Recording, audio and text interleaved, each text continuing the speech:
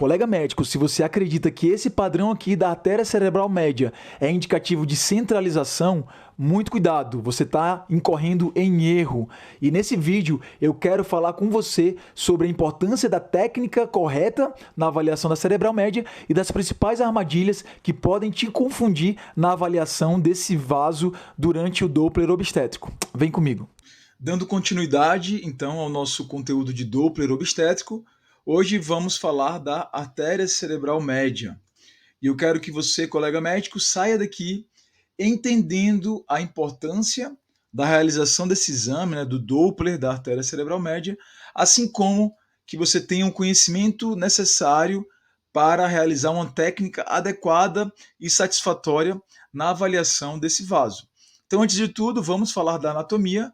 Aqui à esquerda nós temos o famoso polígono ou círculo de Willis, muito bem conhecido aí das aulas de anatomia, onde a gente tem aqui, anteriormente, as artérias cerebrais anteriores, aqui a artéria cerebral média, que se comunicam aqui através das comunicantes anteriores, e a artéria cerebral posterior, que se comunica aqui através das comunicantes posteriores. Aqui à direita, uma imagem de ultrassom com Doppler do cérebro fetal, do polo cefálico, demonstrando exatamente esse polígono de Willis que nós estamos vendo aqui. Então vejam que interessante. Através do ultrassom obstétrico, através do Doppler, nós conseguimos caracterizar os vasos do polígono de Willis. Agora, para deixar, essa é a visão anatômica, essa é a visão normal que nós temos durante o ultrassom, mas para que vocês entendam os vasos e tenham uma melhor correlação com essa imagem, eu vou deixar essa imagem verticalizada para que você possa aqui ter um comparativo mais adequado, entre essas estruturas. Então vejam aqui as artérias cerebrais anteriores, aqui visualizado nessa margem aqui, onde passa a foice cerebral, as cerebrais médias aqui saindo lateralmente, então aqui nós temos a cerebral média e a outra cerebral média, e posteriormente as cerebrais posteriores. Olha que bacana, a gente até consegue ver as comunicantes, aqui uma comunicante anterior, aqui uma comunicante posterior. Então veja a capacidade de resolução da anatomia fetal, da anatomia vascular cerebral fetal, através do ultrassom Doppler. E hoje, o que nos interessa desses vasos é exatamente a cerebral média, que é o vaso escolhido, na avaliação do Doppler do feto na região aí do polo cefálico. E para a gente relembrar, a fisiologia, então vamos aqui, nós temos o Doppler espectral da artéria umbilical. Lembrando das nossas outras aulas, principalmente da aula de artéria umbilical, que esse vaso, a artéria umbilical, ela está num ambiente, que é a placenta, que é um ambiente de baixa resistência. Lembra das duas ondas de invasão trofoblástica sobre as quais nós falamos lá na aula de artéria umbilical? Então, essas ondas de invasão trofoblástica, o que elas fazem? Destroem a camada muscular das arteríolas espiraladas, promovendo ali um aumento do calibre e uma maior complacência vascular, consequentemente reduzindo a resistência vascular. Então, a artéria umbilical, devido ao leito placentário, é um vaso de baixa resistência. Olha aqui a diástole, como é uma diástole cheia, como é uma diástole alta. Ao contrário da artéria cerebral média.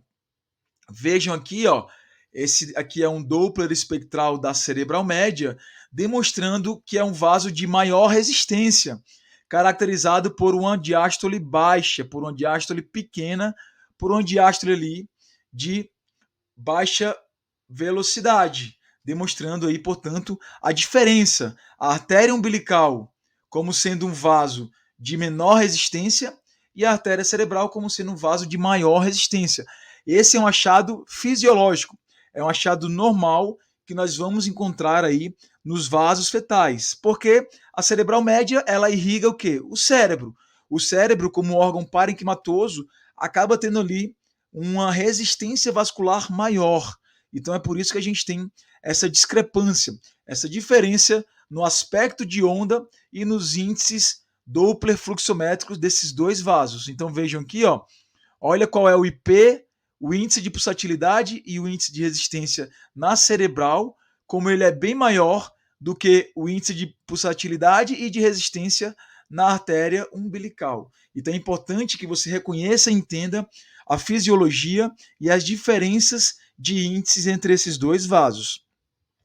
Augusto, qual que é a indicação para a realização da cerebral média? A principal indicação, que é a que vocês devem reconhecer, devem utilizar na rotina, é exatamente na avaliação daqueles fetos que apresentam ali critérios de restrição de crescimento ou fetos potencialmente que podem complicar ali com uma restrição, que são os fetos pequenos para a idade gestacional. A avaliação da cerebral média nesses fetos, ela é essencial para a gente saber se esses fetos estão diante de um ambiente de insuficiência placentária e de redistribuição do fluxo sanguíneo, tá? Porque a gente vai ver que a redistribuição do fluxo sanguíneo nesses fetos que estão no ambiente de hipoperfusão, no ambiente de insuficiência, é exatamente priorizar os órgãos vitais, ou seja, levar sangue principalmente para o cérebro. E essa priorização, essa otimização do fluxo,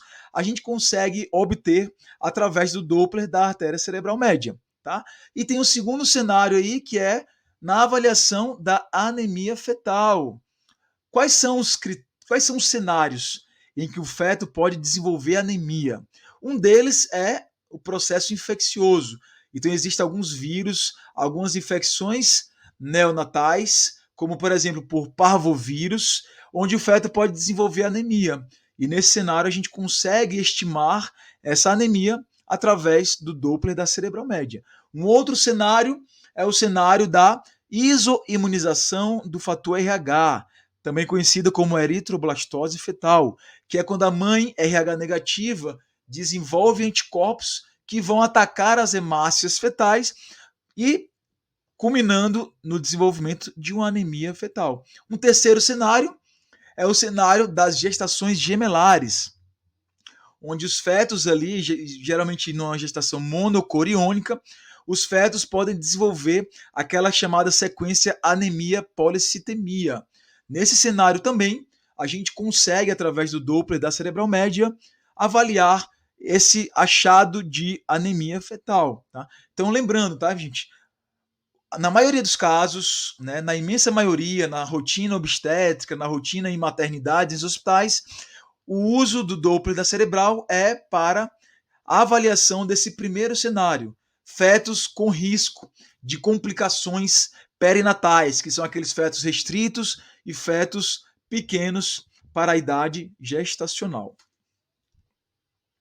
Novamente trazendo aqui, né, os critérios de restrição de crescimento fetal das duas principais diretrizes, aqui à esquerda, uma tabela extraída ali do consenso Delphi, né, que define os critérios de restrição precoce e restrição tardia de crescimento. E vejam que na restrição tardia de crescimento, eles utilizam aqui, ó, o CPR menor do que o percentil 5.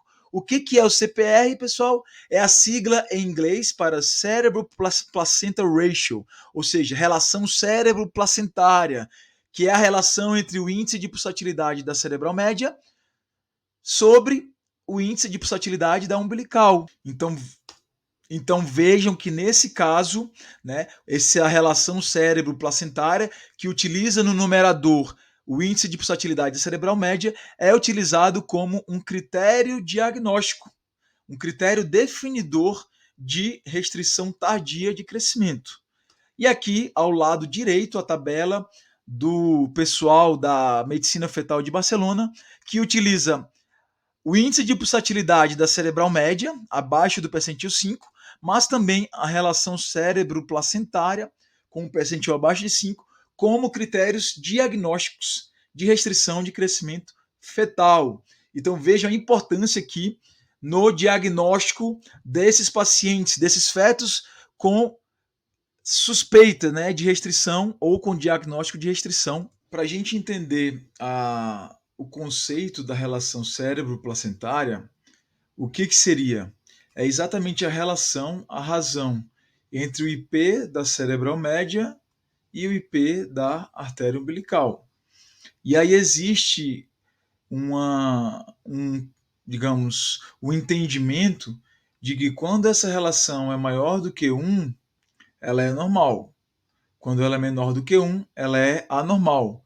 Porque, lembre-se, se os parâmetros de índice de pulsatilidade da cerebral média são maiores, porque ela é um vaso de maior resistência, o normal, em situações fisiológicas, é que essa relação dê maior do que 1, já que a resistência e os índices de pulsatilidade são maiores na cerebral em relação ao umbilical. E quando se inverter essa relação, aí a gente teria realmente uma situação de centralização, né, de alteração, né, da hemodinâmica cérebro-placentária.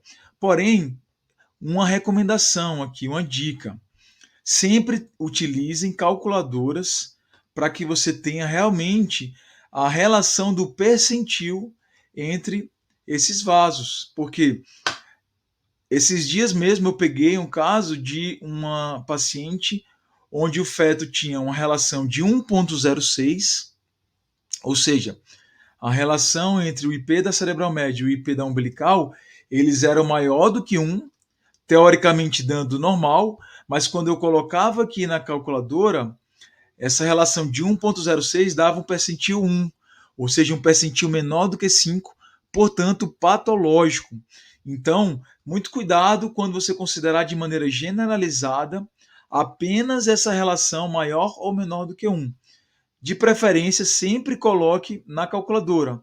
Essa calculadora é aquela da Fetal Medicine de Barcelona e é ela que vai, na maior parte das vezes, dizer se aquele percentil ele é maior do que 5, ou seja, normal, ou menor do que 5, configurando uma alteração patológica. E por que a gente usa essa relação? Porque é o marcador mais sensível na redistribuição de fluxo no cenário de insuficiência placentária. Ou seja, às vezes você pode ter um feto com IP normal da cerebral média, com IP normal da umbilical, porém quando você faz a relação, o IP da relação ele dá, desculpa, a relação vai dar alterada, vai dar patológica, e a gente só vai conseguir chegar nesse diagnóstico através de uma calculadora de medicina fetal. Então sempre utilizem a calculadora, sempre utilizem o percentil para avaliar se aquele índice ele é normal ou ele é patológico. Com relação à técnica, né, vamos utilizar a técnica da ISUOG. Tá? O que ela diz? Então, o passo a passo da técnica: uma varredura axial do cérebro, incluindo o tálamo e as asas do esfenoide, utilizar o Doppler colorido para caracterizar o círculo de Willis, né, o polígono de Willis e a porção proximal da cerebral média, utilizar o Doppler espectral, né, ali de preferência pegar a amostra mais proximal da cerebral média, perto da sua origem, na carótida interna, utilizando o menor ângulo possível, evitar a pressão na cabeça fetal e calcular ali o pico de velocidade sistólica e o principal, o índice de pulsatilidade. Então vamos ver de maneira prática como seria isso. Aqui na imagem da esquerda, uma varredura axial da cabeça fetal, né? Pegando ali o índice, pegando o diâmetro biparietal. Veja aqui, ó, a foice cerebral, os pedúnculos cerebrais e a medida do índice. Seria, utilizando aqui um parâmetro, né, uma ilustração do crânio fetal, seria mais ou menos nessa altura. E para a gente avaliar a artéria cerebral, o que a gente faria? Traria nossa varredura um pouco mais inferior na altura aqui, ó, dessa fontanela mastoide. Então a gente desceria nossa varredura em direção à base do crânio para melhor caracterização da cerebral média, que aí sim, nessa altura, na altura aqui, ó, da fontanela mastoide, a gente teria a artéria cerebral média caracterizada. Aqui nessa altura a gente teria quem? O osso esfenoide e a asa desse osso esfenoide por onde costuma ter o trajeto da cerebral média, tá? É aqui que a gente vai caracterizar essa varredura para visualizar melhor a artéria cerebral média. Então vejam, nós temos a cerebral média, aqui a caixa de cores, né, colocando ali na área de interesse, pegando principalmente esse vaso, a escala de cores em torno de 25, 30, 35, e o Doppler espectral, né, trazendo a artéria ali num ângulo o mais paralelo possível ao feixe de ultrassom e fazendo as medidas necessárias, o IP e o pico de velocidade quando necessário, principalmente naqueles cenários de anemia fetal. Aqui um vídeo para trazer de maneira dinâmica essa varredura. Então, para que vocês entendam, eu iniciei o vídeo ali numa varredura voltada para a avaliação do diâmetro biparietal. E aí eu vou descendo minha varredura em direção à base do crânio, caracterizando a fontanela mastoidea, caracterizando aquelas estruturas mais basais para a gente visualizar a artéria cerebral média. Então vamos lá. Então aqui eu estou numa varredura do diâmetro biparietal, pedúnculos cerebrais, foice cerebral, pedúnculos, né, o diâmetro biparietal, aqui o osso parietal, o osso frontal, e aí essa varredura vai sendo inferiorizada. Eu vou descendo para a gente caracterizar a artéria cerebral média. Então vamos lá, né? Eu estou aqui ainda naquele plano e vou descendo. Agora eu estou descendo minha varredura. Observem aqui, ó, que vai aparecer uma falha, que é exatamente a fontanela mastoide, ó. Aqui já não tem mais osso, tá vendo, ó? E a partir daqui eu sei que a cerebral média vai estar repousando nessa topografia, que é exatamente onde a gente quer visualizá-la. E aí eu vou ligar a caixa de cores e voa lá, aparece a cerebral média. Então veja que interessante. A cerebral média nessa varredura axial do diâmetro biparietal, ela tem um trajeto mais inclinado, mais diagonal. Se eu quiser, no cenário de anemia, se eu quiser deixar esse vaso mais retilíneo, mais verticalizado possível, o que eu vou fazer? Eu vou trazer a minha varredura que está assim, mais angulada, para trazer o vaso o mais paralelo, né, possível, para diminuir aí as chances de erro de cálculo de velocidade. Então vocês vão ver nessa varredura que eu faço isso. Eu mudo a minha angulação com a sonda para deixar o vaso o mais paralelo possível com o feixe sonoro, trazendo ele desse trajeto diagonal para um trajeto mais vertical. Vamos lá. Então olha aí, ó. Então eu estou mudando a minha varredura e deixando o vaso, ó, mais vertical, mais paralelo com o feixe sonoro. Então esse é o cenário ideal para a gente visualizar, caracterizar a artéria cerebral média e principalmente para calcular, nos cenários de anemia fetal, para calcular o pico de velocidade sistólico, ok? E aí o nosso Doppler espectral aqui, lembrando, né, daquelas dicas que já foram compartilhadas em outras aulas, a gente tem aqui de 4 a 6 ondas, né, bastante espaçadas para a gente ter uma medida adequada dos índices do pico de velocidade, como nesse caso aqui. Ah, lembrando, pessoal, se vocês estão gostando do vídeo, não esquece de dar um like, não esquece de se inscrever, é muito importante para a gente isso daí, tá? É muito importante para o canal, para que mais colegas recebam esse vídeo aí e possam se beneficiar dessas dicas. E agora vamos falar um pouco das armadilhas, dos pitfalls, tá? Aqui à esquerda, pessoal, veja que interessante. Essa artéria cerebral média foi avaliada num feto de 24 semanas. Vejam, eu tinha aqui uma diástole reversa, tá? E cuidado para não confundir. A diástole reversa, ela é patológica e ela é uma indicação de insuficiência placentária grave quando caracterizada na artéria umbilical.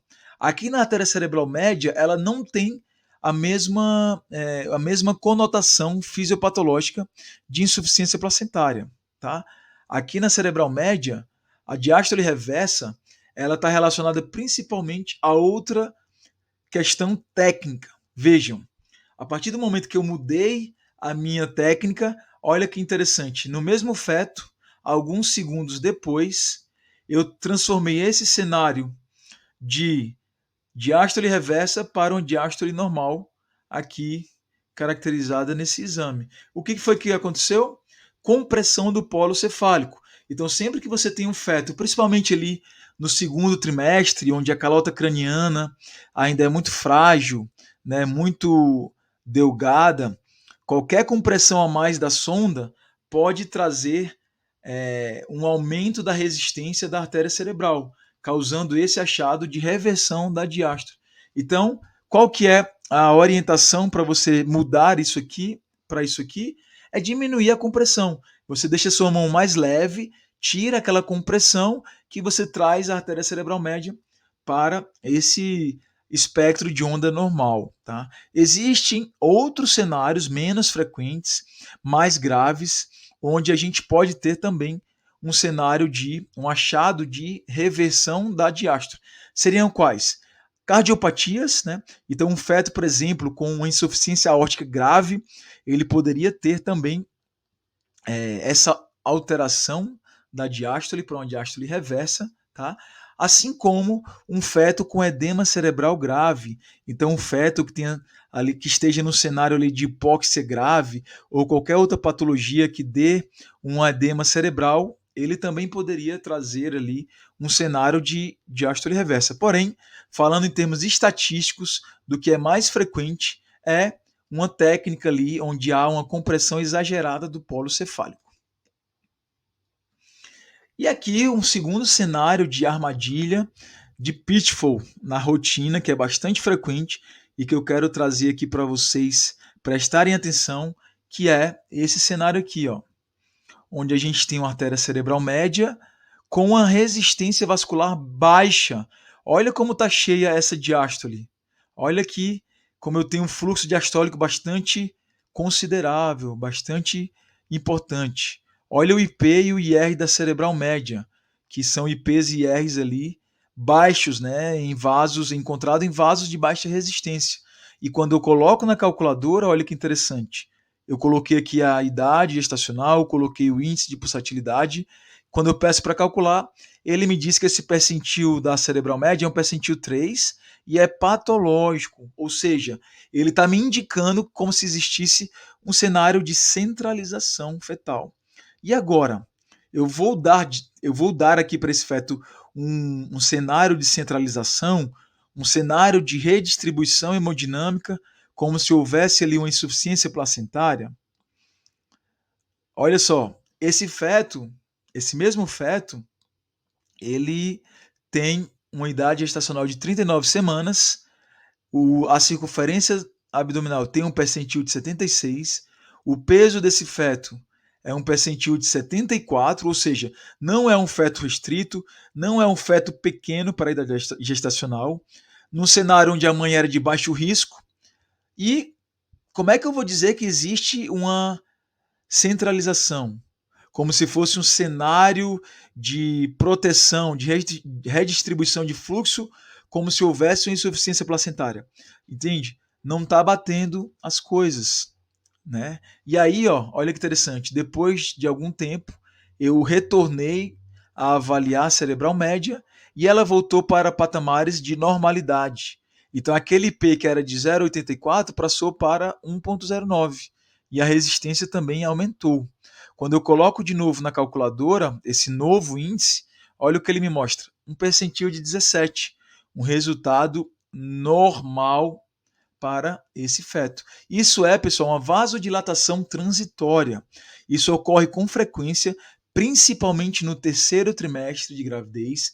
E eu estou trazendo esse caso para vocês prestarem atenção e terem muito cuidado para não chamar isso aqui de centralização.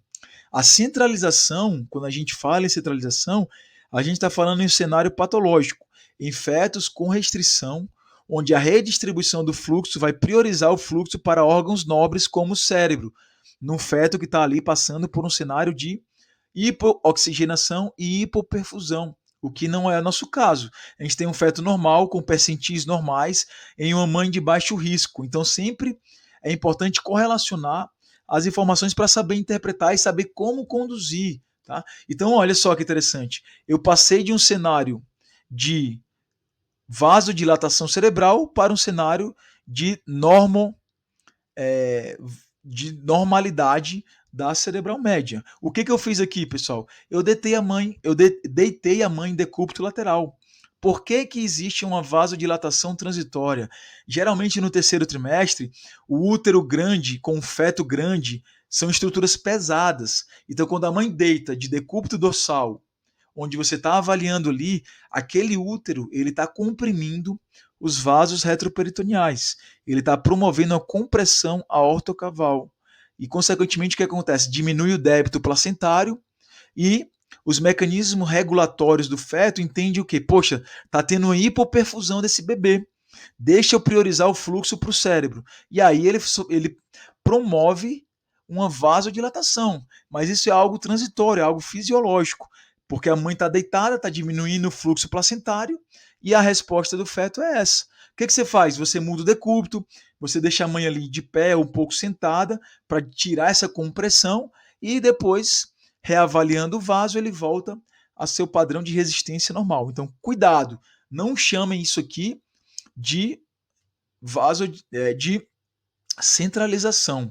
Sempre observem o cenário em que cenário isso está sendo observado.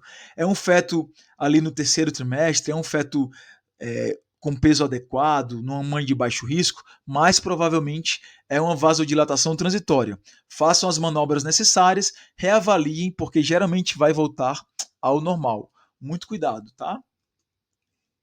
E, por favor, se você ficou até aqui no vídeo, peço que você comente aqui para eu saber que você assistiu até o final e que esse vídeo foi importante. Deixe seu comentário aqui para eu saber que você assistiu. Comente artéria cerebral média e eu vou saber que esse vídeo foi relevante para você, tá bom? Muito obrigado e até os próximos vídeos.